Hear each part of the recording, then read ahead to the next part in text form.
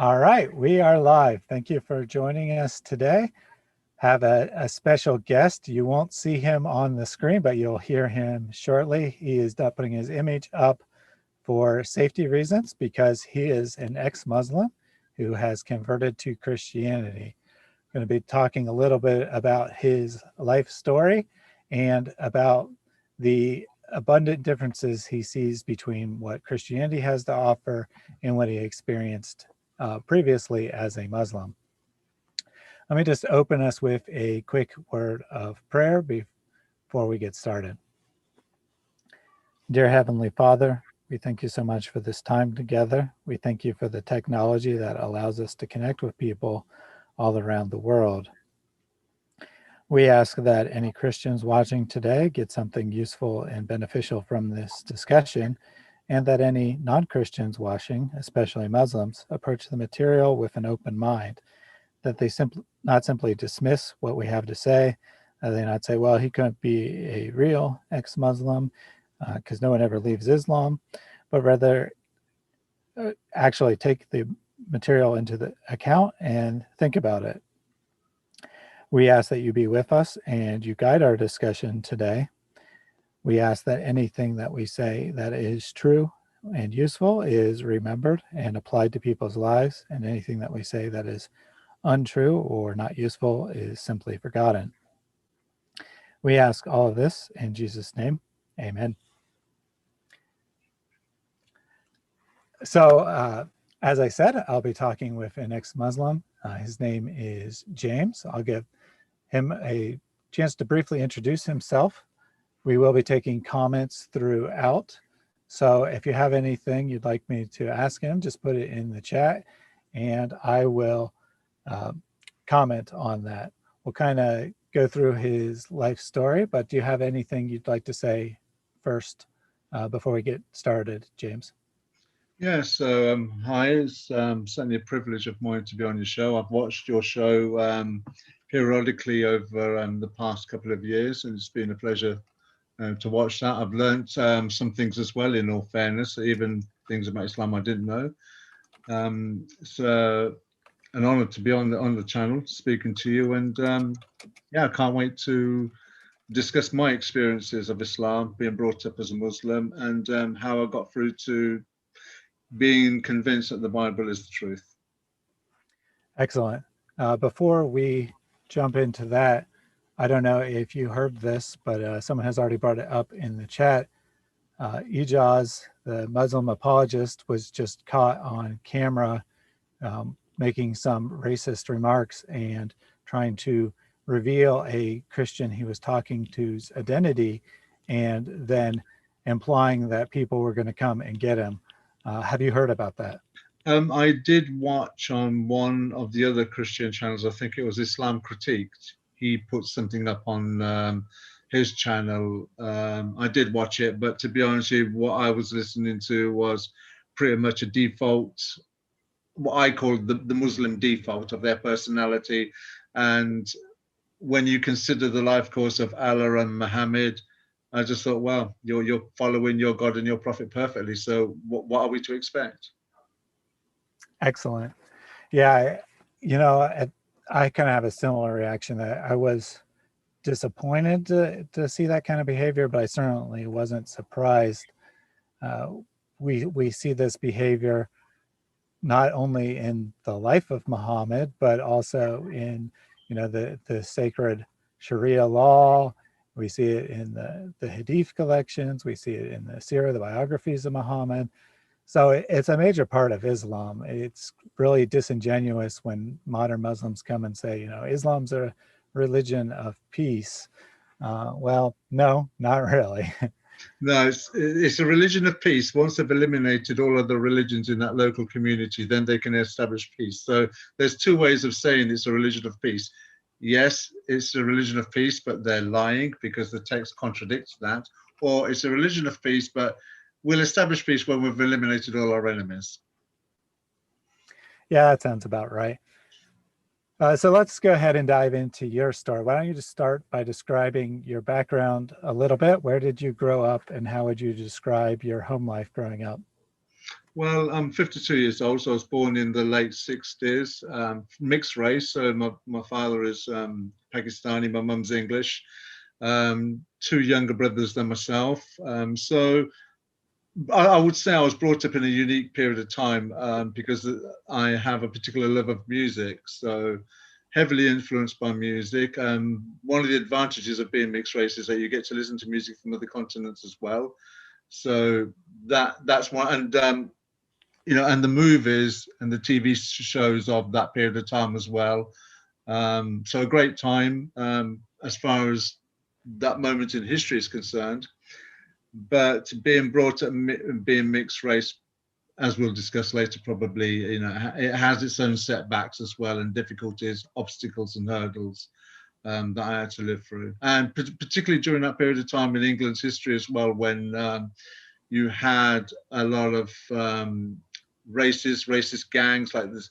There'd be like the punks and the skinheads and the mods, that kind of that tribalism that was taking place, the football violence that was taking place in England during that period of time with the fights on the terraces, and political upheavals. Politics was changing during that period of time.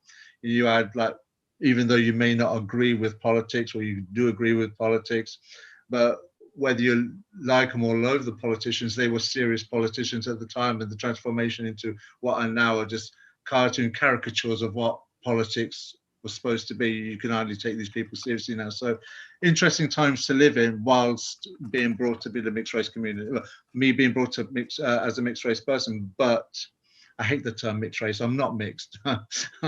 I've just got, well, dual heritage then. I think that's the politically correct term to use now. During the period of time that from the community as well, being brought up in an Asian community, that in itself was growing. Very good. So I think it would be safe to say that, or fair to say that you grew up in an environment where, you know, violence was surrounded in you, but you also kind of grew up in an environment where both Christianity and Islam were prevalent, that you're introduced to both of those religions. As a child, which did you find more appealing and why? Well, you're brought up as a Muslim. Irrespective, if you're brought up as where your parents are both from a foreign nationality, as I say, for African, Indian, Pakistani, Iranian, Afghani, whatever, your default is Islam. So you're going to be brought up in a Muslim community, in a Muslim household, with the Muslim traditions of halal meat, the halal, you know, like Islamic dress code. You're exposed to, say, not English movies, but say Bollywood movies, Bollywood music, that kind of upbringing. But when you go to school, and it was happening at the time, because I say I'm 52 years old, so Christianity was taught in school. So that would be what my source of Christianity was at that particular time. And it wasn't a great source, but it was enough to have an influence on me. I remember reading like Ladybird books about Jesus talking to children, and Jesus's personality coming through a little bit, though I was young at the time, but it had enough of an impression on me that it was kind of like, well, I need to know more about this Jesus, whoever he is. So that would be, but also if I can just add as well, during the 70s, there was almost like a semi-revival, from what I remember, of Christianity. So you had Christian programs every now and again on television in England, particularly on a Sunday. There was the movie with Robert Powell, Jesus of Nazareth, and also the Turin Shroud every now and again was something that was frequently documented on television. So those were my influences at the time, or exposure, as it were, to Christianity. Other than that, I had no other exposure to Christianity, being brought up as a Muslim. Excellent. Yeah, so you are introduced to Christianity and, you know, kind of the education system on TV and public and whatnot, but at home, your only option was to be a Muslim. So describe what it was like living at home under a, you know, strict Muslim environment. Well, you say strict. I wouldn't say that my dad, in fairness to him, was a strict Muslim. To be honest with you, he was more pro-communist, which I think is a default of many Asian people are not just Muslim, but Sikhs and Hindus as well, from my experience, that they've been brought up in a particular religious environment that just does not make sense. And it's had such an influence on their own mind and heart that the default is to strive towards communism. So that would be where I think my dad had his internal leanings were towards communism. However, being brought up in the Asian community meant that you had to be brought up as a Muslim. So it was a halal meat, Bollywood movies, as I say, when guests came around, there were only ever Muslim guests from the Muslim community. They would never say my mum's friends or mum's family or anything like that. So the only exposure you had of, say, English culture was when I went to school. When I got back home, it was pretty much everything was Islamic. And it wasn't Islamic because my dad was, in a true sense, a Muslim. It was because that's what the community expected from you, or expected from the family. So the only time Christianity was ever mentioned in the household is when guests came over and, who were probably more Islamic than what my dad was. They'd start the conversations and it'd be pretty much a Bible bash fest where, Christianity, and they perceived the way that the English community was. We just come out of the roaring 60s, the sexual revolution, the dress codes had changed, modesty had been thrown out the window. And it was perceived that because that's how white people had become in the West, this is what Christianity, they conflated the two. They conflated Christianity with fashion, and somehow this is what Christianity is. And therefore, it gave the impression that Islam had a high moral, spiritual platform to stand on, as opposed to Islam, because of the conflation. So you're saying that it was more of a cultural thing than a religious thing, that maybe your family looked at, and other Muslims in the community looked at themselves and saw that they were living in a more modest fashion, that they had better outward appearances, so to speak, and that's what gave them pride to be Muslims. Yeah, and it's not just unique to the Muslim family. The Sikhs and the Hindus have the same mentality as well. Though with Islam, you are educated in Islam, you are forced to go to Quran school and do the usual defaults of learning Islam in Arabic, learning what the namaz is, and so on and so forth. And as I was getting into my teens, one prominent character started to appear. You've probably heard of his name. No doubt you would have done. I'd be surprised if you hadn't. Ahmadidat. And I was brought up on his diatribe. So you could say I was going to Quran school and reading this book in a language that I didn't understand, when nobody ever does. And then coming home and watching DVDs of Ahmadidat. So he was basically my tutor, as it was in Islam, that I had to sit there and listen to him droning on, and his debates with Christianity. And he was debating people like Gary Swaggart and so on and so forth. And it was perceived because he was getting the better of them or giving these wonderful dynamic answers, because he is a great personality, irrespective of what you think of him. When you watch him, you kind of admire him. He's got a great charisma, but that charisma was perceived as victory for Islam, rather than, hang on a minute here, let's look at the arguments that he's presenting or the characters that he's debating.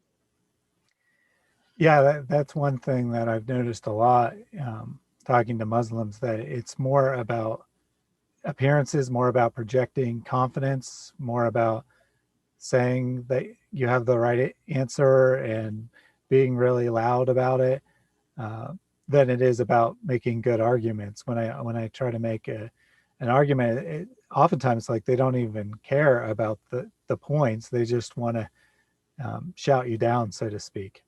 It's very much like evolution and atheism. And atheism to me is basically evolution. If you ask an evolutionist, what do you predicate existence on, they'll say, an atheist will say evolution. So in my mind, as far as I'm concerned, well, you're an evolutionist, so you're not an atheist. You're an evolutionist. And if you're an evolutionist, then atheism doesn't exist.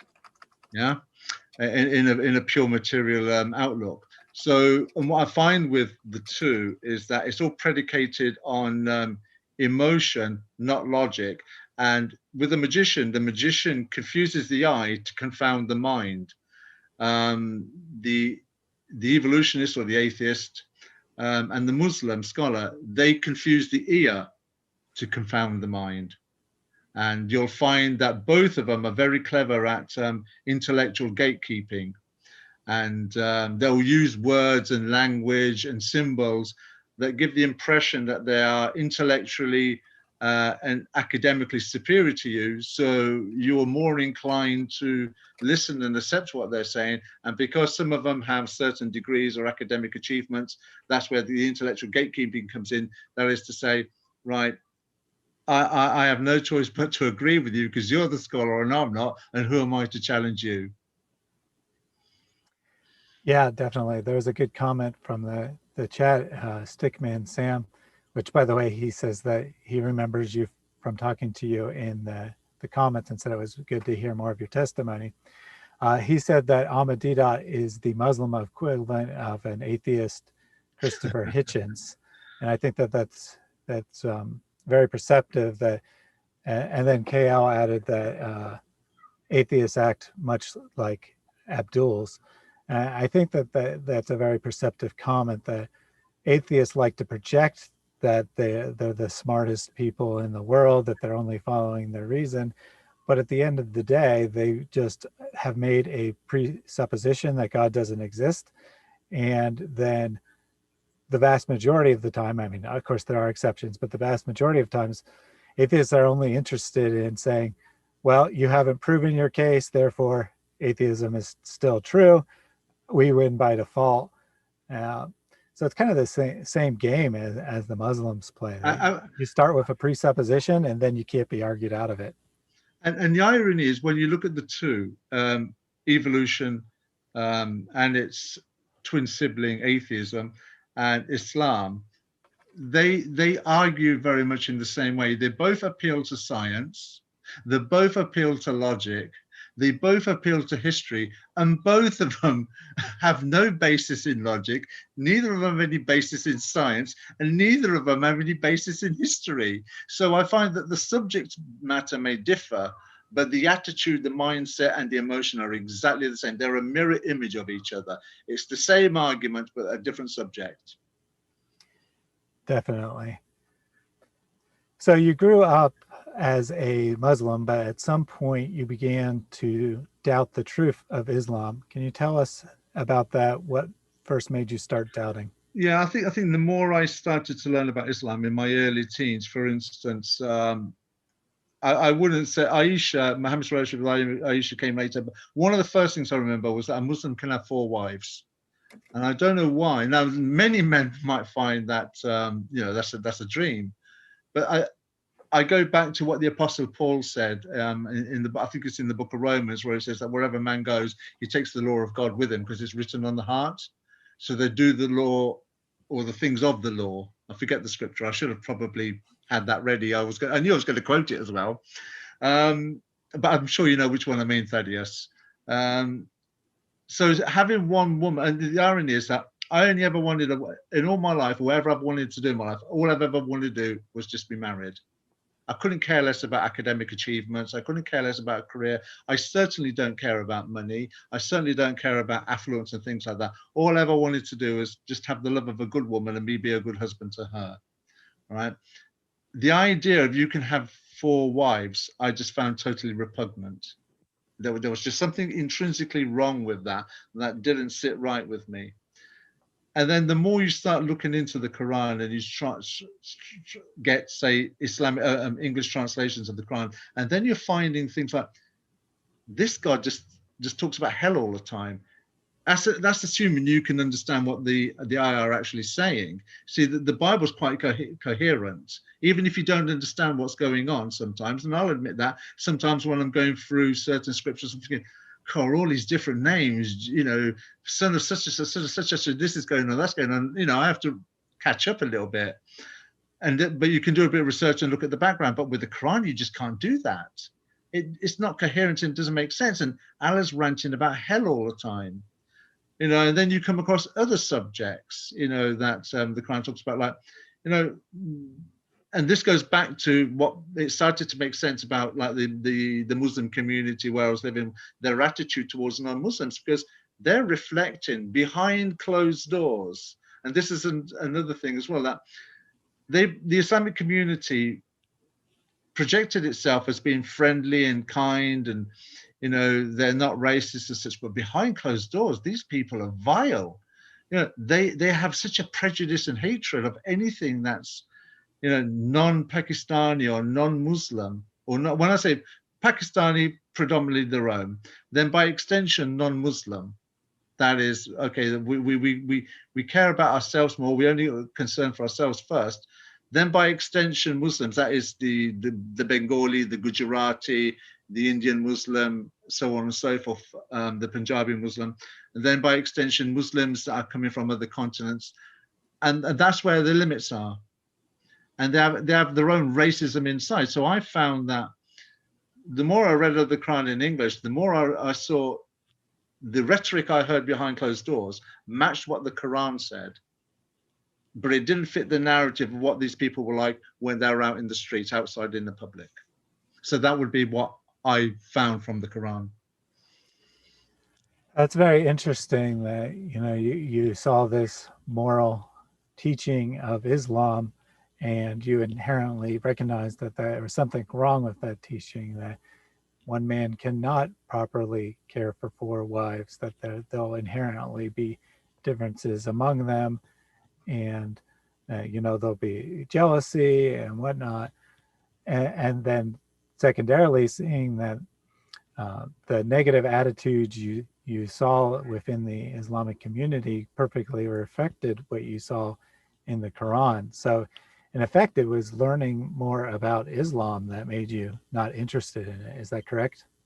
Yeah, the more I learned about it, I find, and I'm sure I'm not the only one, I am not unique in this situation, because we're all made in the image of God, going by what Genesis 1:28 says, and also remind that scripture in Romans that we have it written on our hearts, as it were, the kind of people that we are. Genetically, we're predisposed to liking and disliking things like, murder is repugnant, thieving is wrong, lying is wrong, sleeping with another man's wife is wrong. You don't have to be told that. That's written in our DNA codes, in our psyche. So I won't be. That applies to every man, woman that's on the planet. So I'm not unique in being brought up in this Asian community, this Muslim community, and finding Islam repugnant. There will be other men like me too. The thing is, they just don't have, both male and female, don't have the strength of character or the circumstances to respond in the way that I responded. I think being born in England gave me that opportunity to respond the way I did. Whereas if you're brought up in a full Muslim country, you don't have that ability or access. Yeah, definitely. If you grow up in an environment where 99% of everyone who lives there believes the exact same thing, you may never come to realize that there are other opinions, and start doubting that there's, or even that there's another option other than believing in Islam. People might just think, well, this is what everyone does, so it must be correct. And because they've been brought up with Quranic education and the rhetoric and propaganda within the community and the DVDs that you get from the local halal shop, they may have a prejudice towards Islam themselves, but because of the propaganda against other religions from the DVDs that they watch at home, they have nowhere else to go, because the Islam has already created a prejudice within them to not look at the Bible. Oh, the Bible's been corrupted. Look at the Western world, it's so decadent because of Christianity. Oh, the Hindus, they drink cow urine, which is interesting because Muhammad said it's okay to drink camel urine himself. So, but we won't go just there just yet. We're not like say the Buddhists, who they don't know where they are or what they're doing at any one given. So the point I'm trying to make is that Islam, you can have a prejudice to Islam because you've been brought up in the community and you see Islam for what it is, but it also prejudices you against anything else, which is why I said that the default tends to be from that community that you go towards communism. That's very interesting. One thing that I've been talking to Muslims for maybe 2.5 years, and before that I only knew basic things, and I knew some basic problems. I knew why it couldn't be a true religion, but I had no idea that the type of culture that most Muslims are brought up And one thing that shocked me more than anything is that the vast majority of at least online Muslims that I talk to, it seems their confidence in Islam is based primarily on Christianity is evil, Yeah. so Islam must be true. Would you say that's a fair observation? Oh, absolutely. Because whenever you talk to a Muslim, it's never about a defense of their faith. It's an attack on your faith. So that really should say it all. Because you see, the Apostle Paul said, "Be ready to make a defense for your faith for the hope that's within you." So Christianity in the Bible is predicated and encouraged on you. You know, I think the Apostle Paul says something like, you know, make sure you're in the truth. I paraphrase, but words to that effect. But Jesus says, keep on knocking, keep on seeking, keep on asking. Proverbs chapter 2, verses 1 to 5 says, dig for it as for hidden treasure. So it's talking about the knowledge of God and wisdom. So the Bible encourages education, that you have to become somebody who's going to follow and worship God. You have to know who he is. John 17:3, this means everlasting life, taken in the knowledge of the only true God and the one of you set forth, Jesus Christ. So it talks about knowledge. Isaiah chapter 2, verses 2 to 4, teaching those about God. Matthew 28:19-20, yet again, teaching those to observe the commandments. So the Bible, anyway, the adherents of the Bible are predicated on you understanding the Bible. The adherents of Islam are not like that. You know why? Because if there had to be, if Islam was predicated on the understanding of Islam, could Islam stand? No, because when you start getting to Dhul Qarnayn and giant mountain walls made of iron, or or Solomon and the Hoopy bird, or you can beat your wife. And then when you start getting into the hadith, if a fly lands in your food, dip the whole fly in, because under one wing is the disease, under the other one is the cure. Or there was a stone that ran away with Moses's clothes, and it still has the marks of when that stone got a beating from a stick. Islam can't be defended on that. You can't defend a religion if that's what you believe, So the only other form of defense is attack. Well, if I can't defend my faith because I don't know that much about it, because I've not been told anything about it, what I have been told is how to attack yours. And that's where Islam is. That actually kind of goes back to what we were talking about earlier, that, and this is another respect that Islam and atheism are a lot alike, that they both think they're true by default, kind of. That, we know why your beliefs are wrong, so ours must be true, but we don't have any reason to believe that ours are true on their own merits. No, and things they what they don't understand is each one has to be read, looked at, or understood in the prism of its own glass, as it were. I can't look at Islam with the eyes of a Christian, so to speak, to understand Islam, but any more than a Muslim can understand Christianity by looking at it through the lens of Islam. But they try to do that, and it all becomes a mess. Each one has to be looked at individually. You can't look at the Bible with the eyes of an atheist. It doesn't work, because like you say, with presuppositions, all you're looking for is faults. And you're going to find them, because that's what you're looking for. Adam and Eve, where did where did their children get their wives from? What, you believe in a global flood, which is interesting because the evidence of the flood is staring you in your face. But maybe we'll touch on that later. Islam, well, you believe Jesus is a son of God. God can have a son. Just not understanding language and how language works, and the idioms that the nation of Israel would have used, and which would have passed on to the first century Christians, because that's where their influences were. Yeah, absolutely. I think that we should go where the maximum evidence leads. If you're just going to say, well, if I can only explain, or if I can only prove 99% of your beliefs are true, and that 1% proves that my beliefs are actually true, that's not really being honest.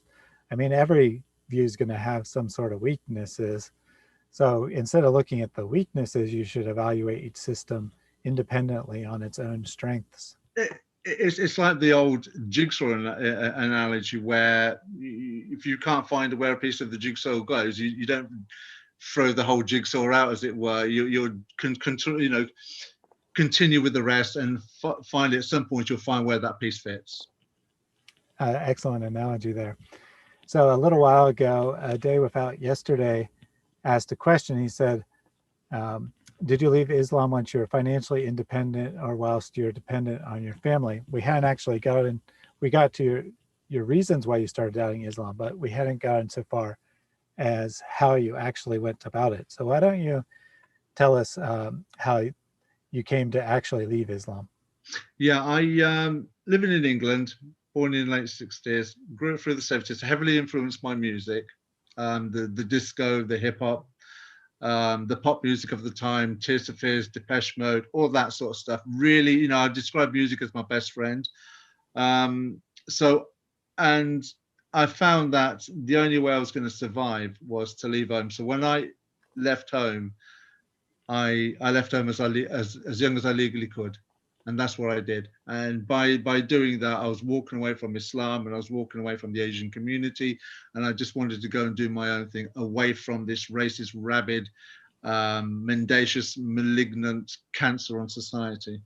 And I speak strongly, but if people are offended, my response is normally, well, when you look around the world, you do not have the problems you have in your communities with Sikhs or Hindus or Christians or Jews or even atheists or Zoroastrians or pagans. But everywhere you go, there's the same consistent pattern of schism, friction, tension, troubles, influencing in politics, and demanding of human rights and blame culture. And only one religion ever raises that flag every time.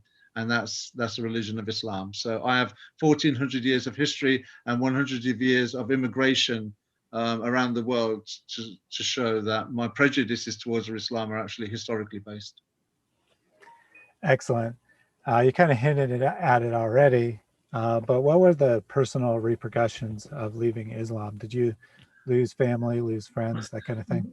Well, no, I was fortunate enough not to. It was frowned upon by the Asian community, but then I'd already, like I said, I have this great love for music, so I started going out nightclubbing when I was 15 years old. You know, so I started going out clubbing, drinking, smoking cigarettes. I turned my back on education. So I'd already been manifesting what they would call Englishman religion, or he become Englishman now.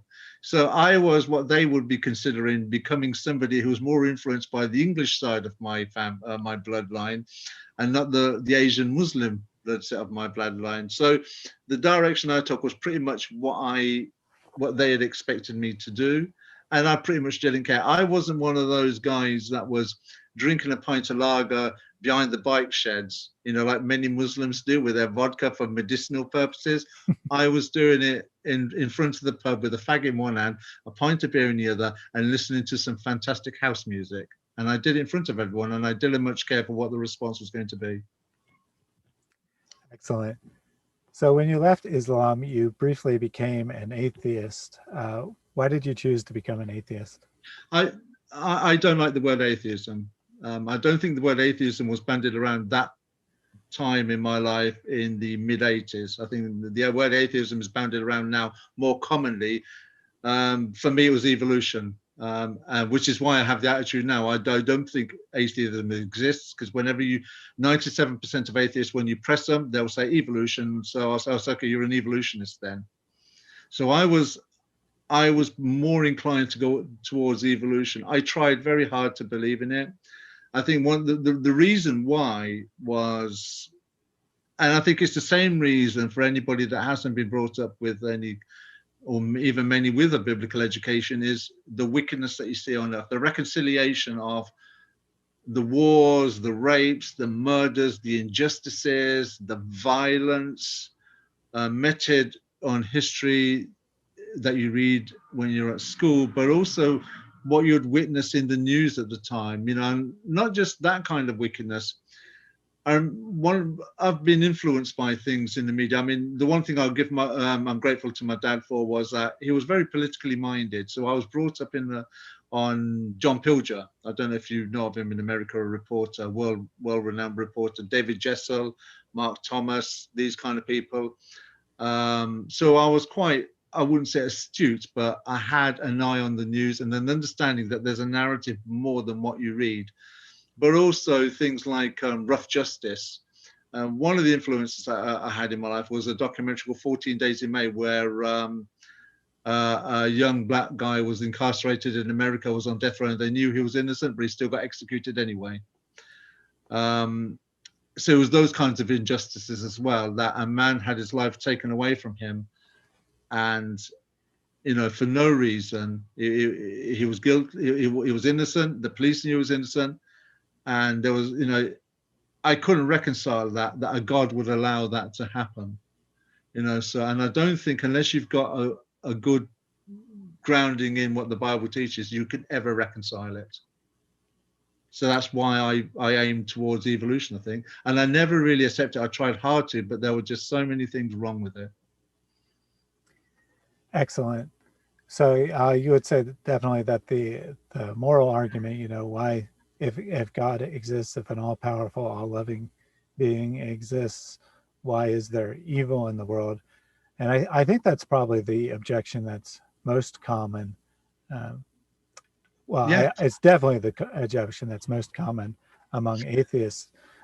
Some people would say that it's really the only good reason to be an atheist, and that it's sufficient. That you look around the world, you see a lot of bad things happening, and that disproves the existence of any loving God. That if there is a creator of the universe, he obviously doesn't love us, and thus he's not worthy of being served, even if he happens to exist. Absolutely, and when you look at it, the reason why, and this is my challenge to evolutionists, well, why do you think it's wrong? It's because it's a part of the psyche. Yet again, going back to the Genesis 1:20, we've been designed with a sense of justice within us. That's why we find this injustice so repugnant. So there's that reconciliation. I didn't know what the reconciliation was. I'll give an example. I left home, so obviously I'm a young man. I'm 16, 17 now, and I want to get jiggy with some ladies. And forgive me, but in my teens and early 20s, I was a good-looking guy, blue eyes, so I didn't look the traditional, Asian man. Fairly pale skin, blue eyes, and excuse me, but it got me laid a lot. But I knew it was wrong. There was something within me that was telling me, no, this is wrong. And yeah, you enjoy the fleeting emotion of the physicality of what's taking place, but you kind of walk away from it thinking there's something kind of not right with that. It repeats itself from week after week after week, but there is something that's wrong with it. And that goes back to what I'm saying about the reconciliation of justice, your own kind of life choices that don't sit right, because you don't recognize where that sense of justice comes from. It's only when you look at the Bible, Genesis 1:28, and the Roman scripture, that you can actually see, hang on a minute, now I can see, I felt it was wrong then I come to an understanding what the Bible teaches, and it's like, oh, I now know it's wrong. That's why it was wrong. So with people who go towards against God or that there is a God, what they're doing is they're manifesting a part of his personality, and they don't see it. Excellent. So you grew up in a Muslim environment. You didn't find any answers in Islam. No. You became an atheist. You didn't really find any satisfying answers there as well. You talked earlier about how you were kind of attracted to this children's storybook version of Jesus, but obviously that's not sufficient reason to become a Christian either. So what made you seriously start considering Christianity? Well, for me, everything is about a process of elimination. There either is a God or there isn't. Yeah. And then, well, I'll come back to that in a moment. But the Jesus thing was, whatever you want the truth to be, you want him to be the truth. Whatever you think about life and the world and history, because I even though I didn't accept other religions, I respected those religious leaders, and I had a respect for the other religions as well. But I always wanted Jesus to be real, because no matter what you could say about that religion or that religious person, the originator of that religion per se, you could never say anything negative about Jesus. He was the ideal model. You just couldn't help but when whatever snippets you ever read about him, whatever documentary you saw about the Turin Shroud, and I can remember thinking, I just hope that the Turin Shroud is true, because they used to do these documentaries with the markings on the image that's on the shroud. I mean, it's a load of rubbish. The shroud for me is a load of rubbish. But at the time, I'm a kid. I'm thinking, I hope it's true, because if it's true, that means Jesus is true.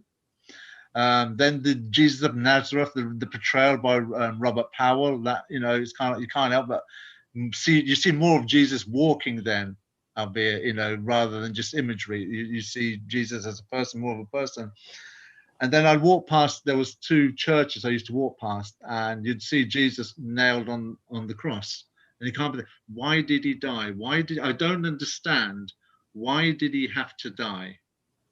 So after about maybe 10, 15 years of the whole nightclub scene, the nightclub lifestyle and such, I started associating with a guy that I had a lot of respect for. And he was brought up in a particular organization, though he didn't become a part of that organization, but he was brought up as one. And I asked him the question, because he said to me he was going to stop the nightclubbing lifestyle and go off and join this religious, well, not really, this Christian organization. And I asked him, well, why are you telling everybody else? Well, you're telling me, but you're not telling everybody else what you're intending to do. And he turned around and says, it's because I know you won't laugh or mock me for it. Which is kind of strange, because he's a tough guy. He can handle himself. He doesn't need to worry about whether I'm going to laugh at him or not. It was just the way that he said it. And I remember asking him, what I don't understand is, why did Jesus have to die? I just don't get it. And then he explained the ransom. And it was like I meditated on it for a couple of weeks, and then boom, it just made the perfect sense. That's it. That's the answer.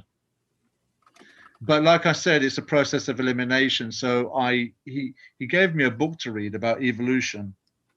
And I'd already worked out that evolution was a load of rubbish by then, but I didn't have any kind of like scientific knowledge. My arguments against evolution at the time were based on my own calculations, as it were, not any scientific education.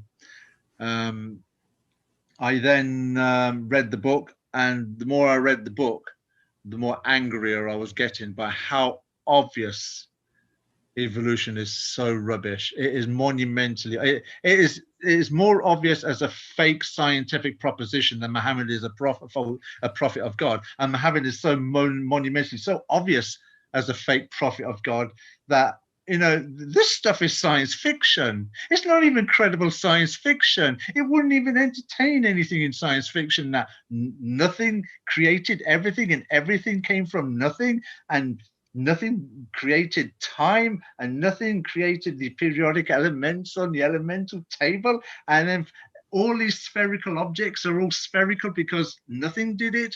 And so I started thinking, this is a mess. And people, so I got angry with that. And then the truth is as well that when I found that the Bible was the truth, or Jesus' truth, which means that the Bible is telling the truth, you find out that you learn more about what you're brought up with by learning the Bible than what you were. Let's say I learned more about Islam from reading the Bible than I did being brought up as a Muslim, if that makes any sense. Yeah, definitely. You had a lot of important things to say there. First, though, we have a question from a Dave about yesterday. He just asked what the name of that book on evolution was. You know what? I've forgotten what the name was. I don't have the name with me because I don't have the book anymore. I've given it out. It was such a great read. I've given it out, but I do read books. I have many books, for instance, by Undeniable by Douglas Sachs, The Devil Delusion by Dr. David Belinsky. I have books by John Lennox, Michael Behe, Jonathan Wells, Michael Safati, I think it is. I've just read that, funnily enough. There are many books. Obviously, the evolutionists would say, well, they're crackpot, they're not real scientists. they're fakers, they're just trying to get the Bible into the schools and things like that. But no, they're not. These are real scientists with real answers, and they cover, depending on the author you read, determines the spectrum of evolution that they're attacking. Definitely. And then the other thing that you were saying earlier, before you got off on that tangent about the book on evolution, was how there's something just really appealing about Jesus, that everyone, regardless of their beliefs, kind of wants to claim him. Yeah. You know, Muslims, of course, try to claim Jesus and say he was a Muslim prophet. Sometimes, you know, Buddhists will say that, well, you know, Jesus was a Buddha. He was an enlightened person. New Age cults almost always prop up and have Jesus as a central figure. Yeah, even atheists will say, well, you know, we agree with the moral teachings of Jesus. He was an excellent philosopher, but the historical Jesus never claimed to be God or anything like that. That's just something people added later on. So I agree completely that there's something very attractive about Jesus that sets him apart from every other religious figure. I mean, I can't think of any other religious figure that multiple religions try to claim. It's interesting you say that, because that was one of the things that when I was growing up that I couldn't get away from. Now, I was born in 1968, Anno Domini, Latin being the year of the Lord. Well, who's the Lord? Who's this Lord that my date of birth is based on? Well, it's Jesus. Well, how can you take this man outside of history when time is based on this character? 2,000 years later, we're still singing his name. How can you take this man, you know, this man out of history? Whatever this goes back to my point. Whatever the truth was, it had to be related to that man. That man is the key to the truth and understanding who he is. So when I say I go by the process of elimination, what I was saying by that, there either is a God or there isn't. So when you work out that there is a God, one of these books has to be then telling the truth about God. And I used to, when I talk to people about it, I describe it as like sitting in the court of law. I'm the judge, and you have the Guru Granth Sahib, the Rig Veda, the Canon of the Three Baskets, the Tripitaka, the Quran, the Book of Mormon, and the Bhagavad Gita, all in one side, and you've got the Bible on the other, on its own. And I ask myself the question, or I'll bring forth the prosecution then, well, the Bible on its own is translated more than the rest of those so-called holy books as a collective. The Bible on its own is more distributed than those books as a collective. The Bible on its own is the most frequently sold book than those books are as a collective. In a court of law, once you've established that there is a God and he's written a book or authored a book, logic dictates you go with the Bible in comparison to the other lot. So then it becomes, well, then it's a process of elimination from that. Well, because Jesus says in Matthew 7:21-23 about, you know, there are going to be basically denominations, if you like, but only one of them is going to be doing the will of the Father. That's a separate subject itself. So then it becomes like, well, of all these Christian denominations, which is the one that truthfully reflects Jesus? Yeah, definitely. You know, that's generally how philosophers or Christian apologists would argue, is they'd first establish that there's a God. And of course, there's very good evidence for that. Going back to what you were saying a little while ago, how ridiculous the idea of the universe just coming into existence on its own and coming from nothing, and something comes from nothing. What? That doesn't make any sense. It's completely contradictory to everything we observe in science. And of course, until very recent times, the vast majority of people who wanted to deny the existence of a deity would say, well, that's because the universe is eternal. It's just always been there. It doesn't need a cause. That has its own philosophical problems, but at least it provides some sort of explanation. Well, things have just always existed, so they'll always continue to exist. But when you say, well, the universe began to exist, well, that then needs a cause. So to say there's no cause for something that needs a cause is pretty bizarre. So you told us a little bit about how you were, you know, your journey of how you were starting to think about your life, how you were realizing that the things you were doing weren't really bringing you any lasting satisfaction, and you had this friend who was considering joining a Christian missionary organization or something like that. So we can see how the seeds were being laid. But can you tell us about the moment when you decided to be a Christian? I don't think it was a moment. It was you at the beginning of the movie JFK. I forget what the lady's name, Karen Ann Wheeler or something like that. But the movie has a motive at the beginning: to sin by silence while we should make protests makes cowards out of men. So if you know the truth of whatever the subject may be, whether it's political, scientific, and you know people are being misled, and you have the power of truth there, you're under obligation by implication to tell people that truth. Otherwise, you're a party of the lie. I could not sit there. And so it wasn't a conscious decision. It was a natural progression. It was, that's what you do. I can't sit there and know that the Bible is telling the truth.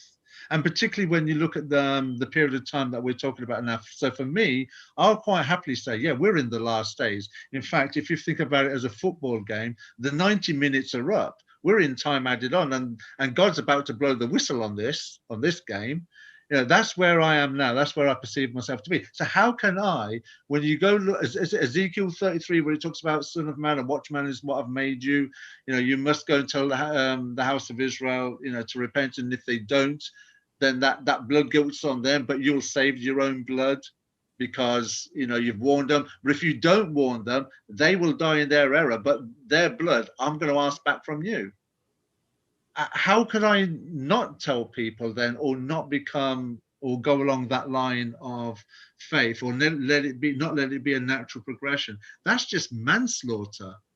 I mean, there are people in the world, as an example, for non-biblical reasons, are ready to risk their lives for exposing political or commercial, that's like corporate companies that are doing mendacious things, poisoning like local areas and pollution and nefarious activity. People are well prepared to, and it has cost people their lives.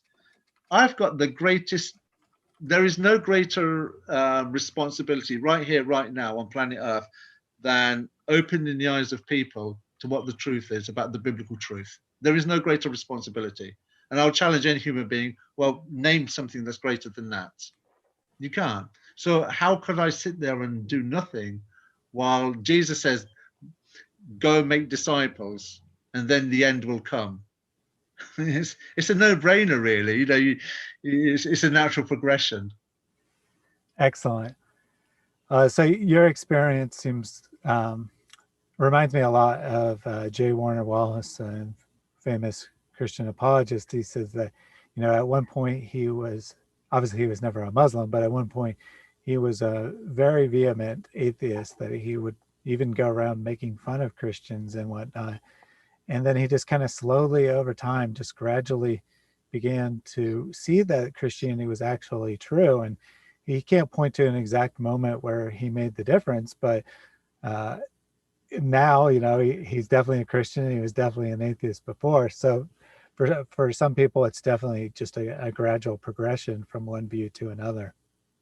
Yeah, I think it depends on the kind of person you are, the circumstances you're in. If you're in a family where you're the only person and you've got strong family links, strong friendships in a strong community, maybe you do have to make a decision then, because there's going to be a backlash or a resentment or some kind of ostracism, or you're going to create a tension or friction or an embarrassment to the family. So maybe you do have to make a decision then, because you have to, it's a calculation. Jesus himself said about who that wants to build a house, I think it is, or I paraphrase now, but does not sit there and count the cost first. So some people, maybe they have to make that decision. And then there's also the other Matthew scripture that talks about, about some that seed that's planted on the road, the birds come and get it. Some that's seed, seed finds its way in little crags, but there's no area for the roots. So, a little bit of tribulation and, it gets uprooted. Then there are some seed that's sown in the fine soil. And, I like to think that in my instance, with the kind of person I am, that the seed fell on fine soil, Yeah, absolutely. So you spent a number of years in Islam and then a number of years in atheism, and now you've been a Christian for many years. What would you say are some of the key differences between these three belief systems? Well, when I was trying to go through that period of I say trying to go through the period of evolution, there was no. I wasn't brought up with the technology that we have now, like YouTube or internet, social media. This not exist. The only way you got information was DVDs or VHS as it was at the time, or the library. Or you had to sit there and get occasional good book. You didn't know what a good book was. You had to test the ground yourself because you didn't get recommendations that you can just simply type in on Google and get a summary of what the book is, or maybe go to some kind of website to get an opinion on the book. You were your own opinion, you know. You were the critic of the book. So I had to work a lot of things out myself. And one of the things with evolution was nobody could tell me what right or wrong was. I can make my own decisions. And the irony was, you live in a community, for instance, that says it's wrong to hit a woman. Well, unless it's a Muslim community, because Allah says it's okay to hit a woman. In fact, Allah says it's okay to hit a woman even before she's done something wrong. If you think she's going to do something, you can give her a beating. But outside of the Islamic community, you know, the attitude is it's wrong to hit a woman. Yet, you know, armies go to war killing indiscriminately. So you've got people saying it's wrong to hit a woman, yet those same people are silent when airplanes are dropping bombs, killing indiscriminately. And I used to think, well, actually, if it's okay to kill people indiscriminately, then it's okay to beat a woman. It's okay to beat a child. In fact, you can't tell me what is right or wrong because you don't know what right or wrong is. What is right or wrong? If all I am is a creature, then I used to reason, well, then every action is just predicated on chemical reactions. So you can't say what a person has done is right or wrong because all they've done is act out on the chemical equation that's taking place in their mind at any one given time. You can't tell me that love is real. You can't tell me that hate is real any more than you're arguing against God. So I used to think like that, but it was still wrong to think like that. It still just did not make sense. So when you look at, say, the identity of Christianity in comparison to that, Christianity sits with what your soul is saying, your psyche is saying. It sits right because we're made in the image of God. Evolution is just such a mess. And yet they're trying to argue by proxy, stealing the identity of Christianity. And you could see it at the time, stealing the identity of Christianity as a proxy onto evolution by saying, and then saying that they've got the higher moral ground by using the same morality that you find in Christianity, the irony of it. And then when you look at Islam and the comparison there, you just couldn't compare.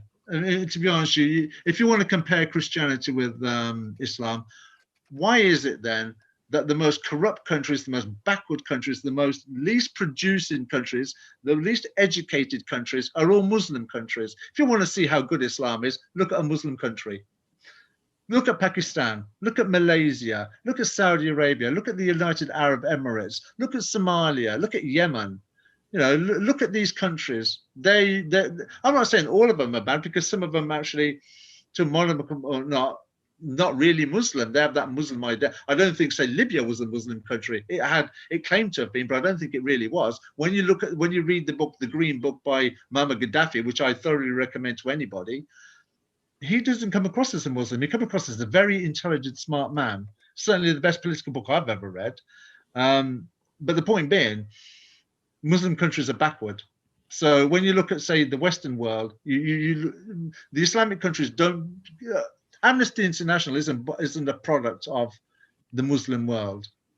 Oxfam, Red Cross, or these agencies that go to countries where there's been an earthquake, they're not products of the Muslim world. The Muslim world relies on what the decadent West, the kuffar, do. That should tell you everything, that the Muslim world is a parasite to Christian and Jewish ingenuity. That's how I'd summarize it. Excellent. You hit on some good points there for sure.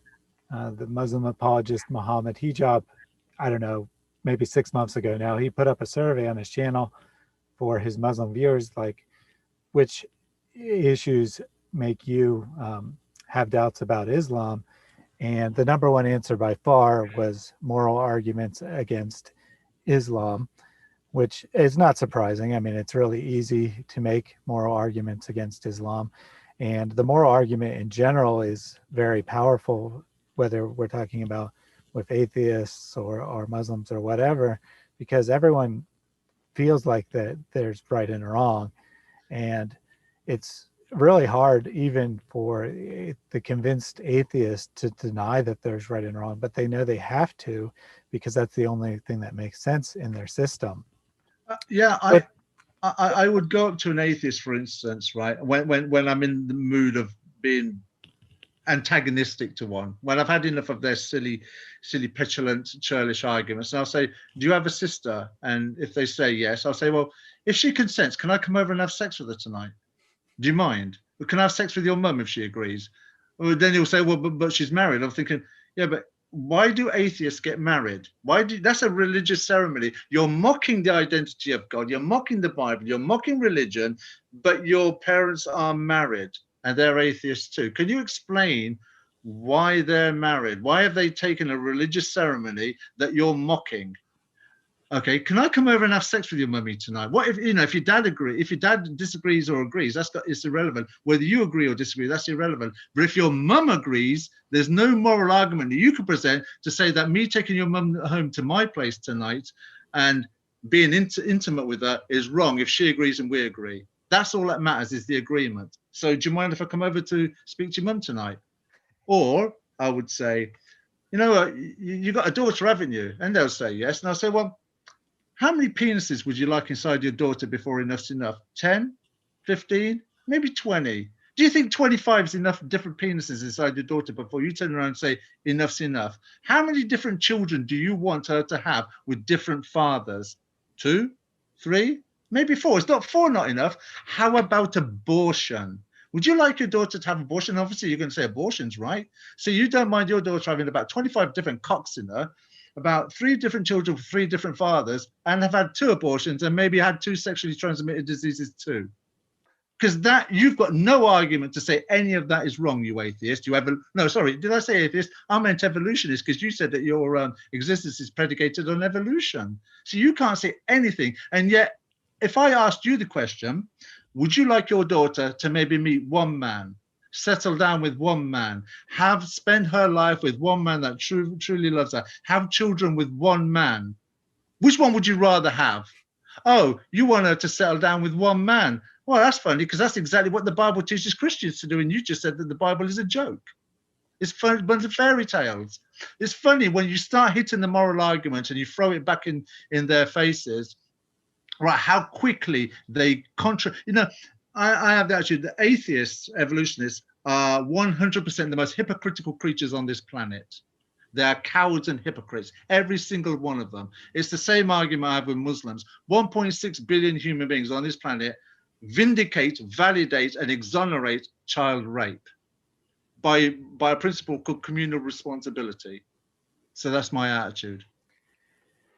That's excellent. You may have seen that in me smiling and laughing throughout that, and the chat was doing the same. We got quite a number of comments about how excellent your commentary was. And it's a principle of implication. That's all it is. I took something that either there is a God or there isn't. The Bible's either telling the truth or it's not, and I've applied that. Well, okay, if I'm going to apply it to myself, I'm going to apply this to you. This is so it has to be applied that way. Otherwise, we can't make no head ground. And it's when you start hitting home truths like that, for me, that I find that these cowards, these hypocrites, these liars, and it might be savage for me to accuse these people of this, but they're quick to use that language against you. So I will turn it back. If you're going to speak to the devil, boom, I'm going to speak your language, sunshine. So if you're telling me that it's wrong for your daughter to have 25 different cocks inside her and 3 different children from 3 different fathers, 2 sexually transmitted diseases and 2 abortions, if you're going to say that's wrong and you're going to say that the Bible, you're going to agree with it, You know what? What's stopping you going the other way? How about now, right? You've agreed with me on that you want your daughter to have a good life, one man, blah, blah, blah, all that Bible bashing stuff that you just argued against. How about, can you give me the £25 in your wallet? Why not? I tell you what I don't, you know, because one of my brothers is a kickboxing sensei. He's got his own martial arts school. So he's taught me how to punch a little bit. So how about then I punch you in the throat, right? Give you a punch to the solar plexus. With the blade of my foot, I'm going to crack the back of your knee, and then I'll grab your throat and take your wallet. You see, I want to write a book, right? And the book I want to write is like, think of it as Game of Thrones, very witty, right? And it's all based on, if you evolutionists want to take over the world, well, I'm going to let you. But there's going to be an underground movement, right, of people who believe in intelligent design, and we will use evolution against you. So what happens is a group of us go out stealing. Then we get arrested. We get taken to a court of law. And then what we do is we start blaming, well, it must be the inherent DNA that we got from the magpie, because the magpie steals, or hyenas that steal the carcasses from lions. And then I get acquitted. And then we go out and start committing rape. And then what happens is we get put into a court of law, and then we start citing examples of rape taking place in the animal kingdom. And I just kind of, well, it's genetic, you know, it's inherent DNA. What can I say? And then we start going out committing cannibalism. So you can think of all the crimes that happen in the natural world, all right? Urinating on walls just for the sake of saying, well, this is my territory, you know, that kind of stuff. And you then start seeing that how stupid evolution is when you start going down that road. When you apply the logic to them, how quick they are quick to sort of backtrack and start identifying by proxy or by some kind of peculiar form of osmosis, where the part of the brain that's rejecting Christianity starts seeping into the brain. The part of the brain that deals with reality is kind of, yeah, you got a point there. I don't want to live in a world like that. For crying out loud, they've got gender non-binary. There are 100 genders now. Is that evolution? Oh, well, riddle me this one, Batman. 100 different genders, but there's 2 chromosomes? Help me out, please, somebody. Yeah, great stuff there. I don't have a lot to add to that. But I did want to go back a little bit. So I said that the moral argument was the number one objection that Muslims gave, but then the number two was quite surprising, because it's not something that anyone ever talks about, but you touched on it.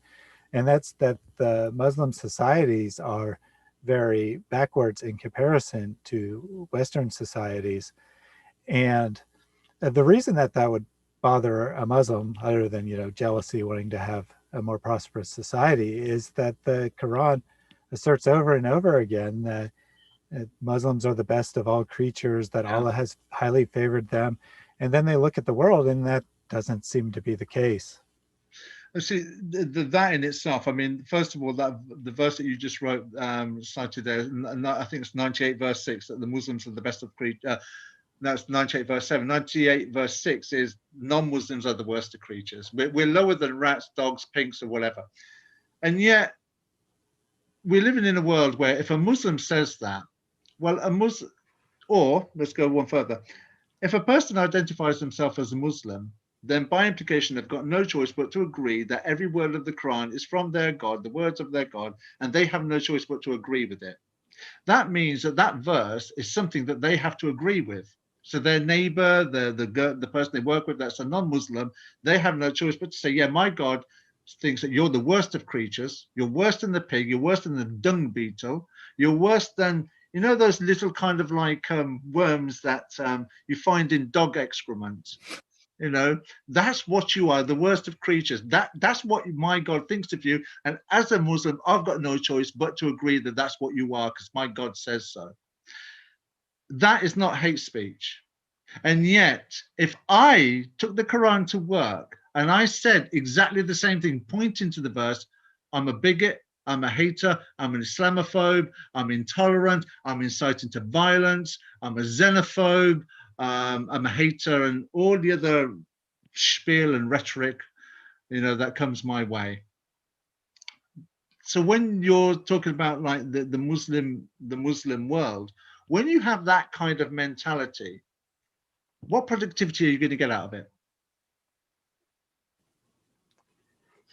Not a lot, apparently. Well, this is it. And yet, when you look at the Muslim world, say Saudi Arabia, which produces the oil that it does, yet they call themselves a Muslim Brotherhood, and yet they share none of the riches and wealth to the very people that live above the land where the oil is. Yeah, that's a good point. You know, what does that tell you? So if Islam is truth, right, as it says, you know, come to this book, you know, it's blatantly obvious, and you're looking at the world and the Islamic world, the rich ones and the poor ones, and you're seeing no equilibrium. You're seeing a disproportionate where it is the same the world over, where the affluent are very affluent, but the people at the bottom of the ground are the ones that are suffering. You know, the Muslim world's no different in that. Yeah, it should be a beacon of example. And they run from these countries, Afghanistan, Pakistan, and other areas. They're running away from this ideology. And they're running to the land of the kuffar, for instance, the decadent West, the land of the kuffar. And when they get there, what do? They start opening up halal shops, shops that start selling their kind of clothing. And they turn that area into, like France, for instance, they have ghetto areas. Amsterdam have ghetto areas that are ghetto areas now as a byproduct of Islamic immigration. And they're turning those areas into mini areas of where they've very well come from. So they're running from the ideology only to replicate the ideology as immigrants in the land that they've just moved to. I mean, figure that out. Yeah, I mean, it's pretty insane. You don't like your situation, so you go somewhere else and then try to put the same situation back in place. It's crazy. And this is it, because you see, it goes back to when I was growing up, what the mentality of the Muslim is. When you're in a minority, behave like a lamb. When you're on equal footing, you behave like a fox. When you're in superior number, you behave like a wolf. And that's how Islam manifests itself wherever it goes. Interesting. And of course, you know, we're called to always be like the lamb, so to speak. Not that we just allow ourselves to be victims, but we're never going to be an aggressor. No, of course not. How are you supposed to win people over to truth if it's a gun to the head? That's not the kind of love that God wants. That's a morbid fear, not a reverential fear. And so when it talks about the fear of God in the Bible, it's a reverential fear. It's a bit like, you know, having that parent you don't want to displease, you don't want to upset, you don't want to offend by your actions. So I find with the Bible that I'm free to do what I like, as long as I don't bring reproach on God's name and I don't break any of his commandments. And which is interesting, because that goes back to what Jesus said in Matthew 7, I think it's 13, 14, where he talks about broad and spacious is road leads to destruction, many are finding it, whereas narrow is a road and few are the ones finding it. And the perception of the Muslim and the atheist is, oh, you Christians or anybody following Christianity, you've got a narrow mind. The reality is, no, you're the one with the narrow mind. I've got free will. I'm making choices and I've chosen to walk on this. The irony is I'm on the broadest road of all, because mine's based on decisions. Yours, you've actually chosen other men to be your God.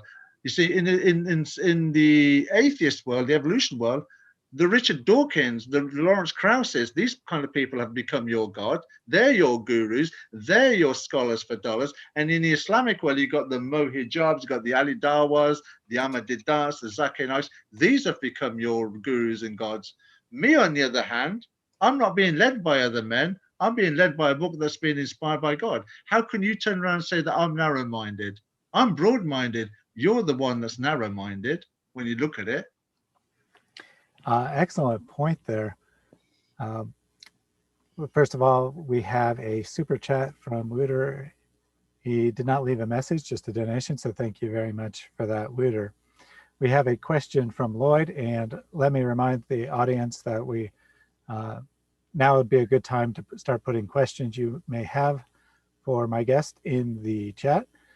We pretty much through his story. I do have a couple of questions to sum it up, but we're mostly through what I wanted to go over. So if you have questions, put those in now.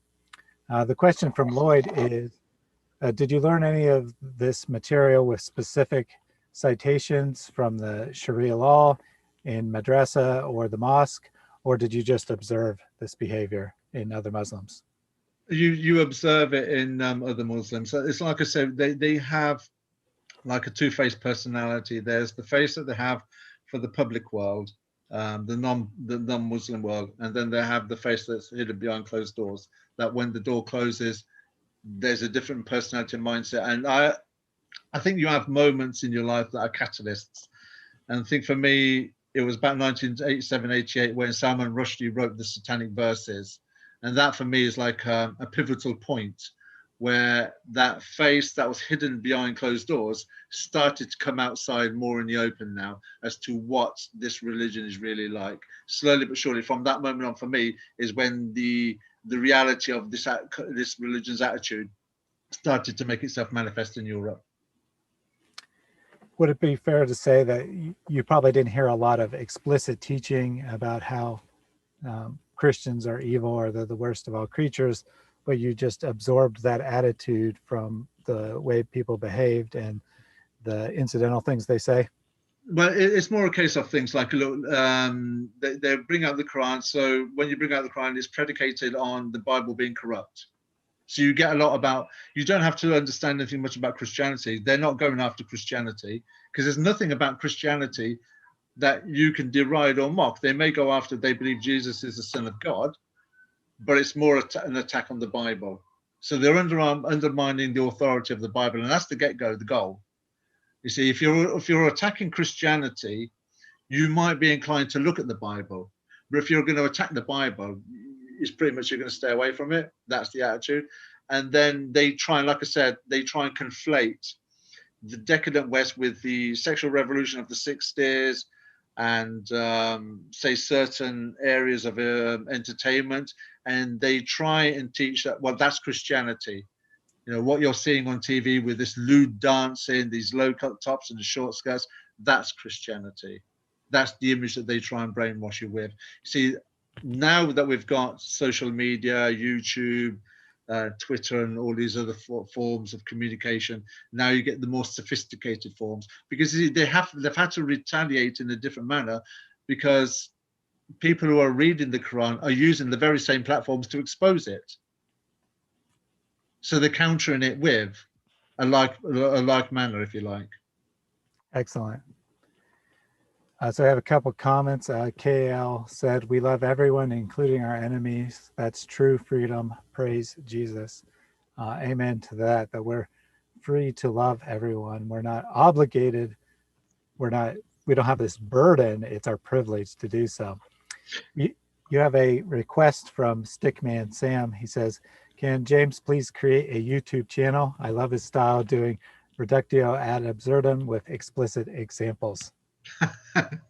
I would love to, right? But I it's almost like I would work better with somebody that's already got a set up channel that I can almost if I was to get around to doing it on my own, I think I wouldn't be able to do it. I need to be sort of like antagonized or poked or prodded or pushed, if you like. So if somebody wanted to open up a channel with me and we can get down deep down and dirty with Islam and evolution, you know, let's bring it on. Let's do it. And we can make a lot of money. Excellent. I'll have to have you on again on my channel then. So Stickman, a more serious question asks, what topic would you start with when engaging a Muslim? That's a very good question. And I think, to be honest with you, when I engage with Muslims, you can talk about things, for instance, let's say, for example, you can try and find things in comparison. Let's just say that this answer comes twofold, right? The first fold is you can have a 2-hour discussion with a Muslim. You may even get the opportunity to open the Bible. And you could think you're getting somewhere, then right at the end of the discussion, he turns around and says, well, the Bible's been corrupted. You know, and I think, well, effing Jeffing's sake, that was a waste of time. And I learned this time ago. Effing Jeffing's sake, that was a waste of time. I tell you what, I can't be bothered with this anymore. I'm just going to go straight for, you think the Bible's being corrupted. Let's just get down to it. I haven't got the time in my life to listen to you drone on about how you think this, you think that, and then you're going to start going into the science of the Quran, and then you're going to start going into how there are prophecies, and then when I bring out prophecies, you're going to say at the end of it, but the Bible's been corrupted. Let's just deal with the Bible's corruption then. I can't be bothered to waste my time otherwise. The second prompt to that answer is never let the Muslim take the lead. Never do it. And there's a reason for that. If you've got the Bible in your hand, you've got the word of God in your hand. The word of God is the authority. Islam is based on demons or Satan or a mixture of the two. That's assuming that you can prove Muhammad even existed, because I've listened to the debate between David Wood and Robert Spencer. And you know what? Every time I listen to it, I come away with a different answer. He either did or he didn't, to the point of, I don't know. But so my answers are sometimes predicated on either one, depending what mood I'm in. If I'm in a cold mood, he didn't exist. If I'm in a hot mood, he did. Right?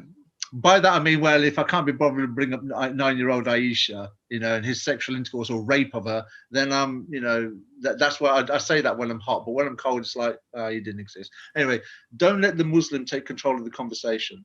The reason why I say that is you'll find that they control the language. They'll say things like, well, let's just agree that Jesus is just a prophet. So then they're lowering who Jesus is in the outworking of God's purpose.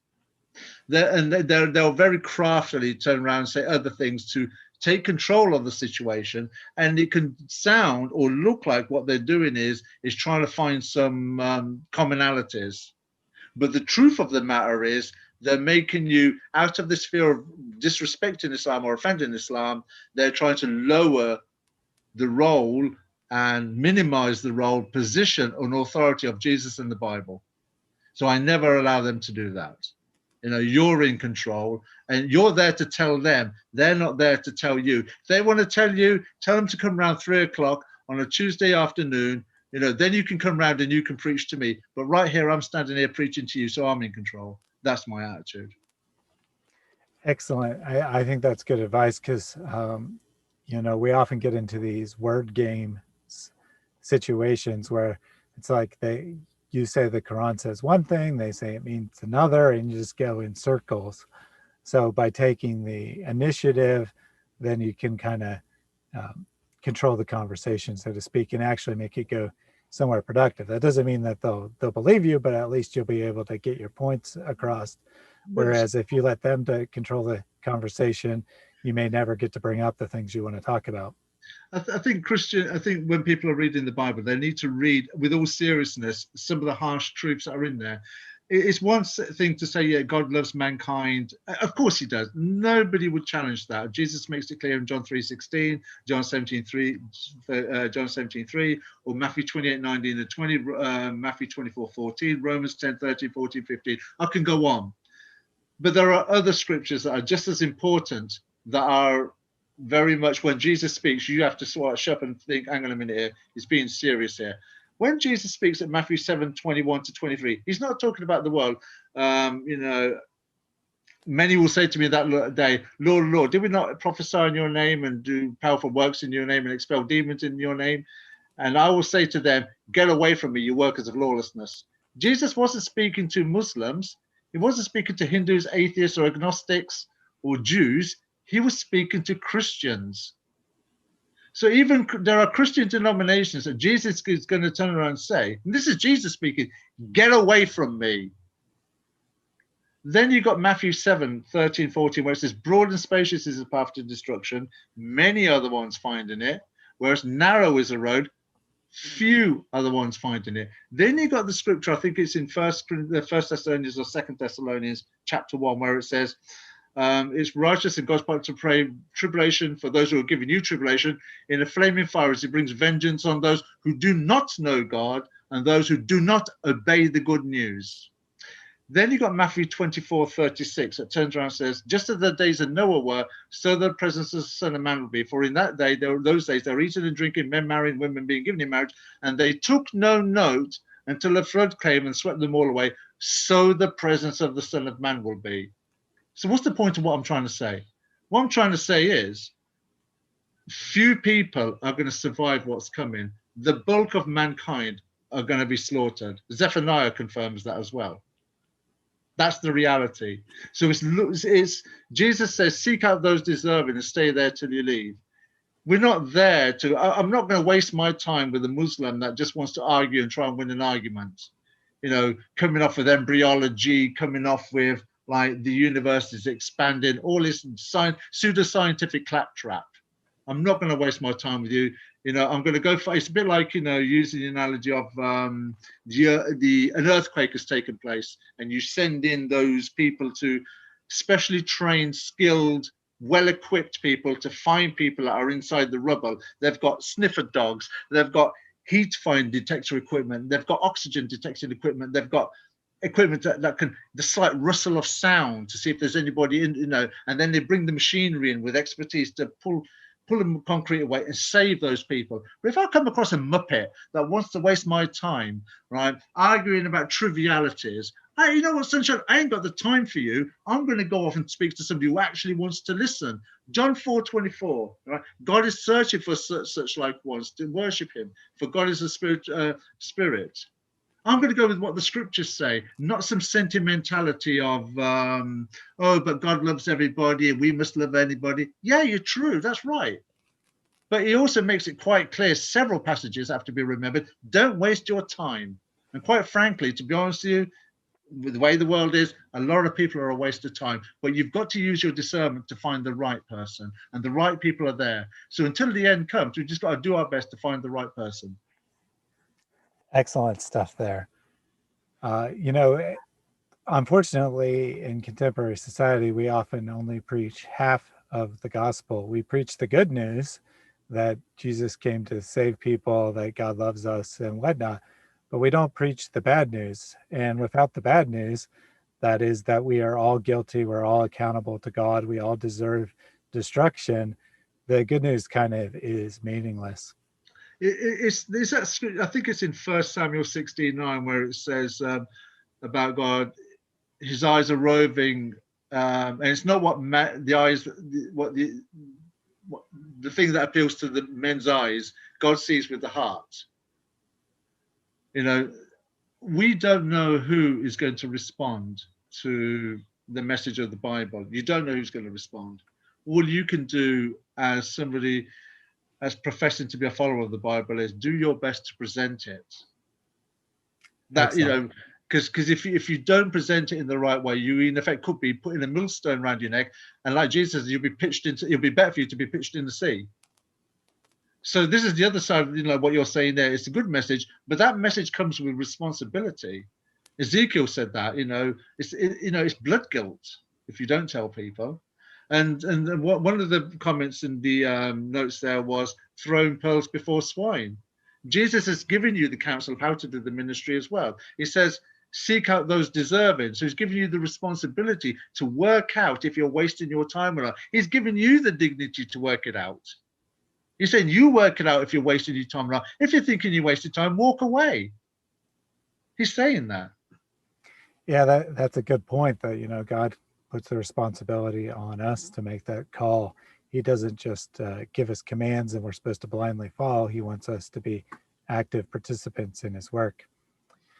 Switching gears a little bit, Lloyd asked, can you tell us if there was any explicit knowledge of Sharia given to Muslims in, you know, Quran school and high school and, you know, your Muslim education?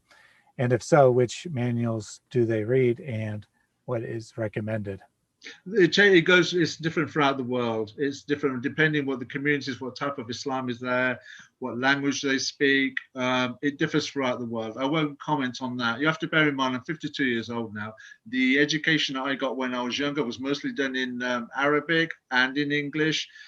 We didn't have the sophisticated materials that they have now. It was basically, this is what Islam is, this is what we believe. And then the rest of it came from Ahmadidat.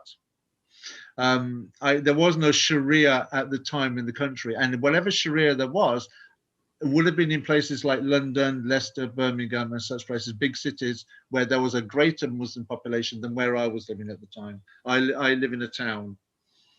Excellent.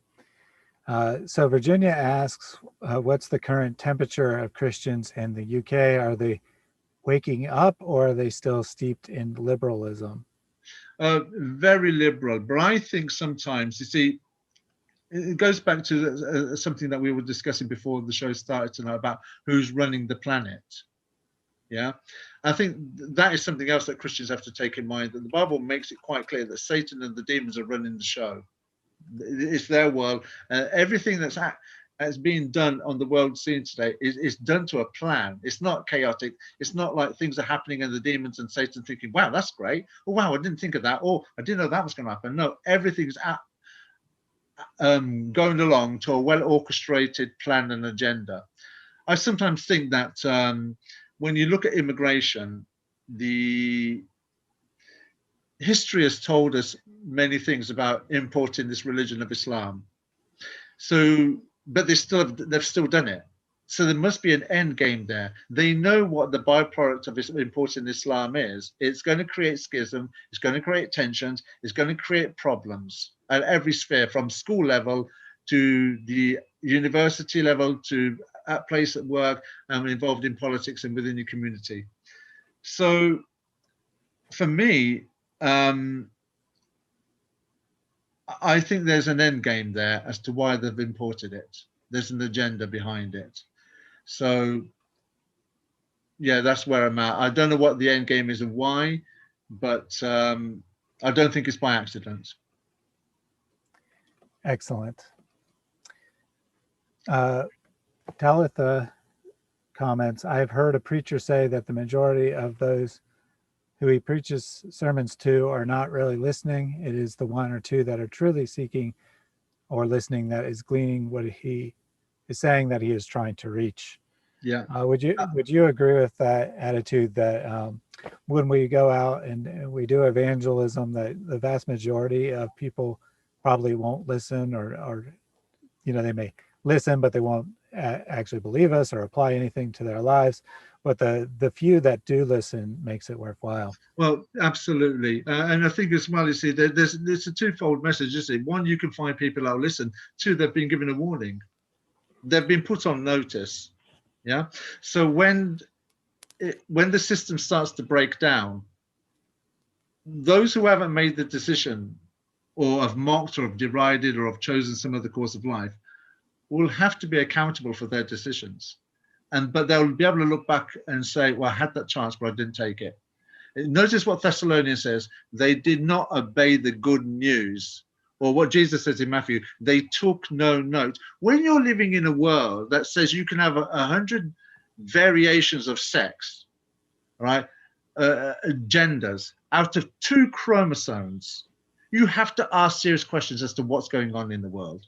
When homosexuality is promoted as a normal lifestyle, okay, and normal, what is normal about a man consuming another man's semen? Where is the normality in that? And don't tell me because it's protein, right? Where, if evolutionists will try and have me believe that homosexuality is normal, well, really, why does the anus not self-lubricate then? Why does the anus suffer from anal prolapse? It seems to me that nature in itself shows you that homosexuality is wrong. You can't defend homosexuality or the practice of homosexuality with nature or evolution, because that contradicts it, and you can't defend it with intelligent design or a God belief, because it contradicts that too. So, we're living in a world now that you have to, rather than wait, when that is so prevalent, there are very few people who you can glean and reach out to. The thing is, there's a fear factor, and this goes back to the comment about liberalism. There are human beings that know that this is wrong.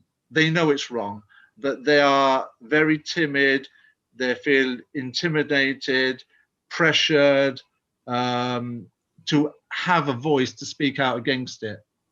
And what they need is to hear a voice to encourage them. Do you remember when the nation of Israel was standing in front of the Philistines and out came Goliath? And he was threatening, "I'll take on any one of you lot," and blah blah blah. All you got to do is bring your righteous man, and if he can beat me, then the Philistines will become subservient to the Israelites. And out comes David, a little kid, and he slays Goliath. And it was like that was just the catalyst that the nation of Israel needed. And then all of a sudden they became strong. And it's like some people are out there waiting to hear a voice to give them the motivation and strength. And it's finding those people. So as far as the liberals in this country are concerned, yeah, of course they're weak. They're running the show at the moment. And I would recommend, do you remember the what was it, the Unabomber in America? Must have been the 90s. He wrote a manifesto. The industrial, it's called the manifesto. I think it's called the Industrial Society, and he was predicting how liberals. This is back in 1996, I think, when it was released. He was predicting how the liberals will control dialogue and politics in the future. It's almost prophetic what he wrote, because he must have conceived the idea before he put it in literature. I recommend people to read that as well, because that question about liberals controlling, he was talking about that in the mid-90s. Yeah, of course, his main point was that those in power will control the means of communication, will control the technology, and thus we should reject technology. Well, we would disagree with that point, I think. I mean, we're here on the internet speaking over communication, we're getting our message out, but we would certainly agree with the point you are alluding to, that those in power have, in fact, he correctly predicted that those in power have used the means of media to kind of silence opposition, to put their viewpoints forward and make anyone with any other viewpoint feel like their views are invalid, ostracize them from society, that kind of thing. The thing is, though, I don't know how it is in America, but in the north of England, those kind of people, personalities, that there were phrases like "he wears his heart on his sleeve," or "he tells it as it is," or "you know where you stand with him," or he calls it out for what it is. A spade is a spade. Those were default verbatim vernaculars identifying a certain personality trait that you like or loathe, you admired, because you knew where you stood with the person, that they said what they thought, or they said what they meant. They said for them what was true. We're now living in a society where you can't do that anymore. And such like people like you that were held in high esteem, that held with respect, are now the villains. And those heroes have been removed from society. You'll notice as well that in the entertainment industry, and say with politics and discussion chat shows, it's more emotion than logic. You don't, like, I'll give an example. When you watch a nature program, it's all about evolution. They don't propose or suggest intelligent design. The reason being is because when you listen to the argument and you are honest with yourself, you have to go with intelligent design. It has the answers, evolution doesn't. So the narrative has already been sold to a society that is not given an option of choice. And to find the evidence for intelligent design, you really have to search for it. It's not willingly offered. Yeah. And that same attitude is prevalent in all walks and spheres: political, religious, social, academic. The education system now is defunct. It's predicated on Google. You can just Google your answer now. You know, and it's all emotion, not logic. Yeah, you're quite right that another way to put this is that you can decide what's true, and what feels good to you is what's actually true. Moral relativism. Yes. So Talitha said that Manning Johnson grew up in the church. He became a Marxist. He said that Marxist tactics are to subvert the church. This is the result of what we are seeing. And then she recommends his book, Keller, Communism and Common Sense. Do you have any thoughts on the penetration of communist thought into the church? Well, yeah, cultural Marxism. Well, you're allowing some churches, the Roman Catholic Church and the Church of England, say evolution is true. I've got a cutout from the Times newspaper in England. I think it was 2005, the 11th of November, that the Pope at the time was saying that to take the Adam and Eve account literal was to be fundamental, and that evolution is true, and there's sufficient evidence for evolution to be true. The Pope before him kissed the Quran. There you go. What more do you want me to say about these churches? Can I say anything more? And if that's not enough, then I suggest The Two Babylons by Reverend John Hislop. Very good. Of course, it's important to me, and I know from talking to you earlier that it's important to you as well to not have the fighting within the church. I would just say that there are real believers in every church building, and there are false believers in every church building.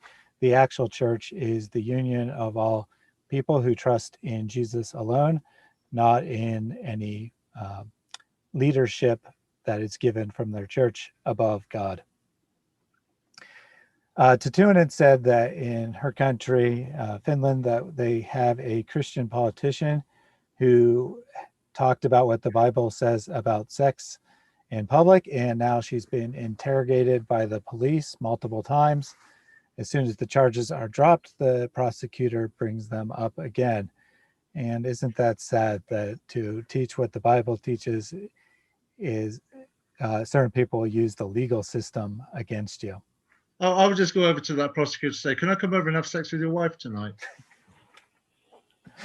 Why is it wrong for me to ask your wife? You have give me a phone number at least and let me sort of Skype her. And if she fancies me and I fancy her, and let's face it, I'm incredibly fanciable, the likelihood is she's not going to refuse. So, why are you getting in the way of human nature? That's what I would say. And if he said no, and I'll say, well, okay, so you're following the Bible then. Excellent. That's one of the 10 Commandments, surely. Indeed it is. So if people have any last comments, they can put them in the chat now. I have two questions that I would like to ask you to kind of sum up our talk. My first question is, we've talked about some of the moral problems and the evil in Islam, but my question would be, what is your top reason for doubting that Islam could possibly be a true religion from God?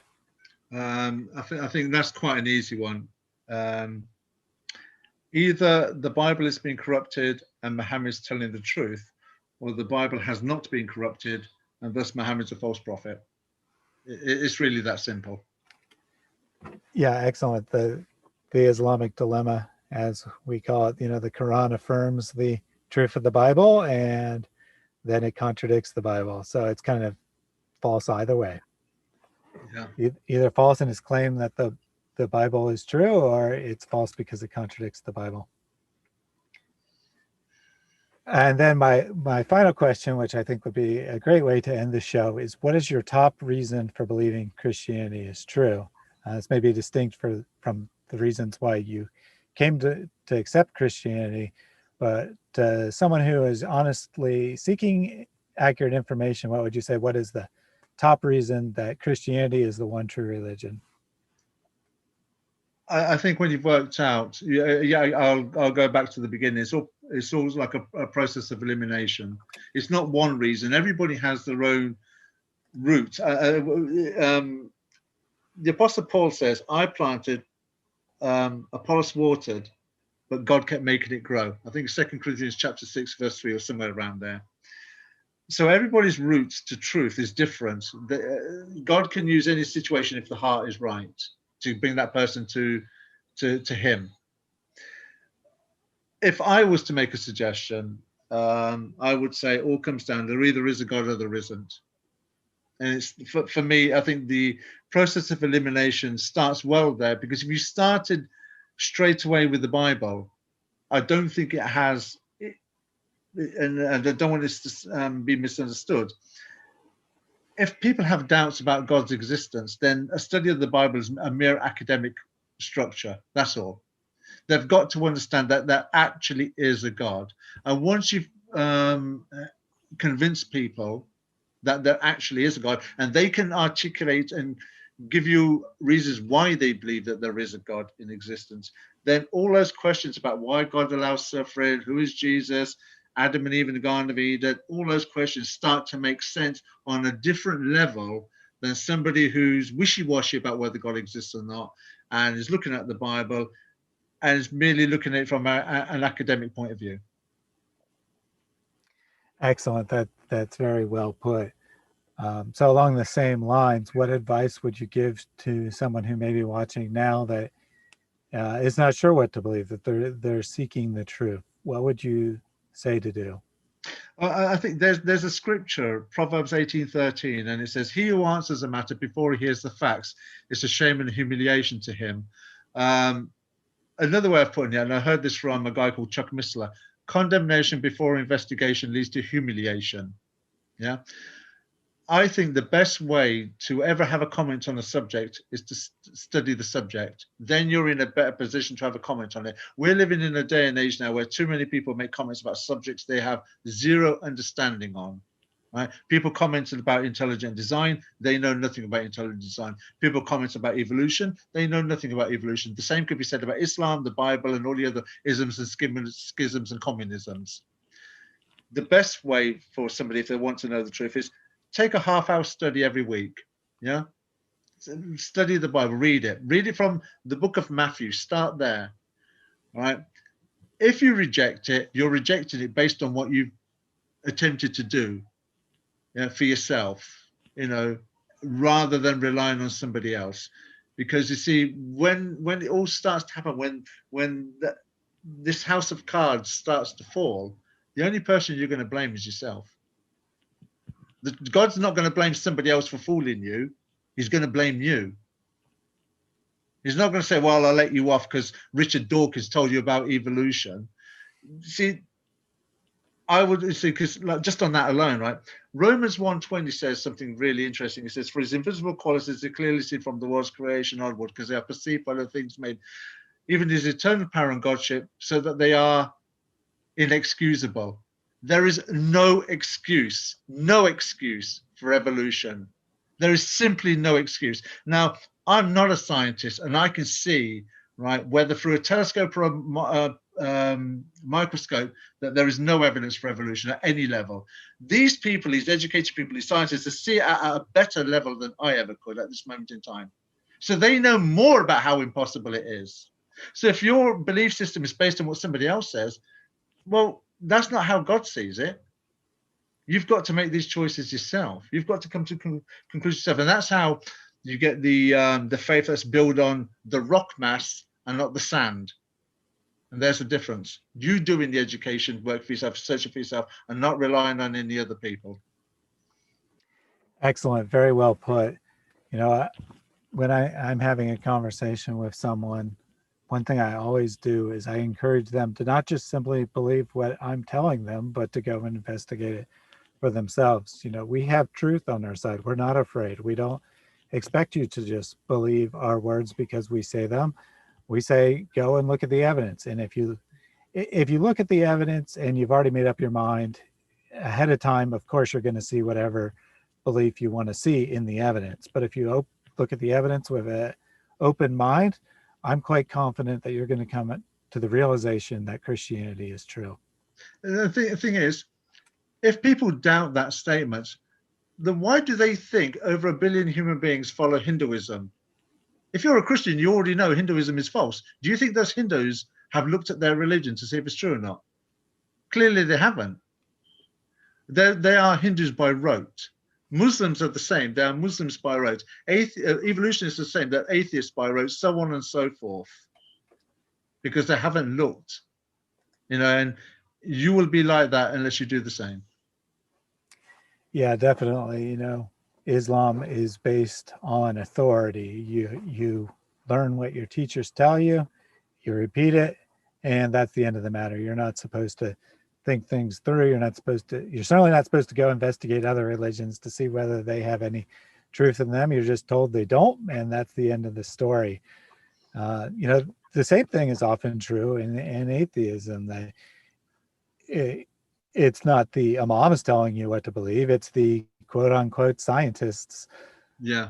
which aren't really, yes, they're science, but when they speak on cultural matters, they're not speaking about science. They're speaking scientism, this idea that science is the true belief system, that whatever science tells you is true. Well, science doesn't tell you anything. Science gives you data. It takes the scientists to interpret it for you. And if they approach that data with a certain view in mind, they're going to come out of that data with the same view still in mind, most likely. So ultimately saying that you're an atheist because science says that God is unnecessary, well, actually, you're just believing in authority. You're not doing anything different than what you accuse religious people of doing, simply believing it because someone told you it's true. Yeah, absolutely. I agree with that. Totally agree with that. So yes, any closing thoughts from you? The chat has been debating whether the John Paul II actually kissed the Quran or not. I mean, I sure hope that's not what people get out of this discussion, because that was like the least important thing said the entire time. Well, I think it's a bit of a revelation for some people that that the Pope could have such a view towards Islam. I would Google also some of the quotes that he made. He said that I think Islam was closer to Catholicism than any other religion because they believe in the one God, or they believe with a lot more sincerity, or something like that. So, and which I find absolutely disgusting, because it empowers the Islamic religion when they hear Christians talk like that, because it gives credibility to Islam. So you're basically patting Islam on the back as being true. And yet Corinthians says, you know, the table of God and the table of demons, you can't be drinking the cup of God and the cup of demons. Well, either the true God has had something to do with the Quran or he hasn't. If he hasn't, then it's demonic and you shouldn't have anything to do with it. God says, hate bad, love what's good. The Quran is bad, hate it. Yeah, absolutely. And the current Pope recently, I don't know, maybe a year ago, said something like, it's not the Christian's responsibility to do evangelism. And it was like, what? What do you mean? That's like the number one thing that Christians are called to do.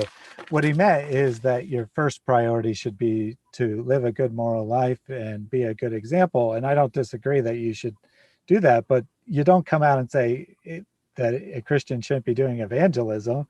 That's just totally crazy. Yeah, but that's evangelism is all they did in the first century. You know, Jesus makes, how many times does he say, this good news of the kingdom will preach in all the inhabited earth for a witness to all the nations, then the end will come. He gives the command at the end of Matthew, go and make disciples. Then you've got, like I said, the Ezekiel scripture, you've got blood guilt on you. Then you've got Romans 10, 13, 14, 15. Where do these people get these attitude from? It's because they want to be Sunday afternoon lip-wristed cup of tea with a cucumber sandwich, Christian. Good example, you can have an atheist live a good life because not because they're following evolutionary atheism, it's because they're following that person, that psyche trait that's in the book of Romans about, you know, we're made in God's image. What saves people's lives is going and preaching the good news. That's what saves people's lives. John 17:3, this means everlasting life. They're turning, you know, they're taking knowledge of you, the only true God, and of the one whom you sent forth, Jesus Christ. Not living next door to a good Christian. That's not going to save people's lives. Yeah, definitely. You know, it's part of the story, but if you think that that's the whole story, then you're crazy.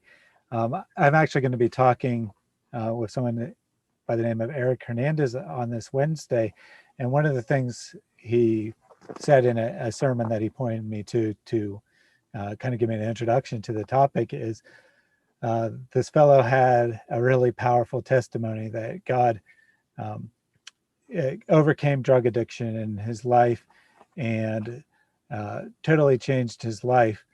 And he said, that's all I need. That's all I need to tell people what happened to me.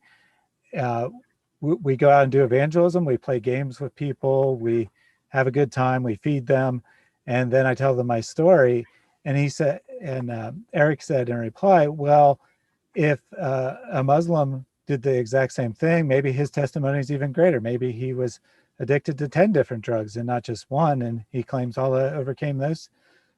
And he comes and he plays with the children and he feeds people. Would you convert to Islam? And the guy said, of course not. So it's a necessary part. I mean, if someone's telling you that the Bible is true and they are abusing their loved ones, or they're cheating people or whatnot behind closed doors, and you find out about it, of course you're going to doubt their message. So living a good life is part of it, but to act like it's all that matters is just totally ridiculous. Yeah, I think you see, this goes back to a point that I make with the Quran when I'm speaking to Muslims and such. It is the Quran that defines Islam, not Muslims. Muslims do not define Islam, the Quran does. And it's the same thing with Christianity. You find that, and the Bible makes that clear in 2 points. 2 Timothy 3:16, where it says, all scriptures inspired of God, beneficial for teaching, for reproving, for setting things straight. And then you got the other one, 1 Corinthians 4:6. To paraphrase it, don't go beyond the things written. So to understand Christianity, you get it from the Bible. You don't get it from external sources. And it's the same thing with Islam. So, and I use that because it's when people say that it's a good Muslim, a polite Muslim. No. That's an uneducated Muslim. He's what the Quran condemns people like that. That's a hypocrite. So when you use the sources, then you can define what the reality is about what the person is, whether the person is what they claim they are or whether they're not. And that's God's way of teaching you what the person is, not men. Yes, definitely. Lloyd did just point out that Islam is more than just the Quran, and I don't think you were saying that it was exclusively the Quran. Of course, the Hadith are considered sacred, and the Sirah defines how Muslims view Muhammad and whatnot. But the point is the same, that you go to the source texts, and that's how you discover what a religion actually teaches. You don't just talk to one random person, and if they're a nice person, believe their religion's true, and if they're a mean person, believe their religion's false. And furthermore, don't just assume that you talk to someone and they have a excellent understanding of the doctrines of their belief system. They probably don't. I mean, most people don't get into the details. They may have beliefs that are considered heretical by the religion. We don't judge people by their religion, but we don't judge a religion by what the people in it say. We judge a religion by what the religious texts teach. Yeah, and that goes back to what Jesus said in Matthew 7:21. Yeah, 21 to 20. Jesus makes it clear there for everyone to see. Excellent. So any closing thoughts from you? Anything you'd like to say before we sign off? No, I think I've enjoyed actually speaking with you tonight, Thaddeus. I think it's a privilege of mine, considering that I listen to your show, to be given an opportunity to come on your show and give my experience and speak about Islam and my journey towards accepting that the Bible is the word of God. And if ever there was an opportunity to come on the show again and speak, I would love to. Excellent. Yeah, I just looked down and we were talking for 2 hours. I had no idea it was that long. Time flew by. I really enjoyed it. Based on the comments, the audience really enjoyed it, and I would definitely love to have you on again another time. Just a couple quick announcements before I sign off. I do have a number of things coming up. Tomorrow is my 40th birthday. I'm going to be having an informal live stream to celebrate. No set agenda. People can bring whatever questions they like. They can bring questions about Islam, bring questions about Christianity, ask me personal questions, whatever. We'll just hang out and have a good time. I'll post that shortly. It will be tomorrow evening in the US. So it'll be late night in Europe or early morning Monday in Asia. Then later in this week, I already alluded to, I'll be having a talk with Eric Hernandez on how to use apologetics to do evangelism. On Tuesday, I believe, I will be having a talk with Lloyd and Io, continuing our look at how the Islamic Sirah literature elevates Muhammad to the status of a deity. And then finally, last announcement, next Saturday, hopefully. Tentative at this point, but I believe it'll be next Saturday. I'll be having a talk with Anthony Rogers. People may recognize him from Acts 17.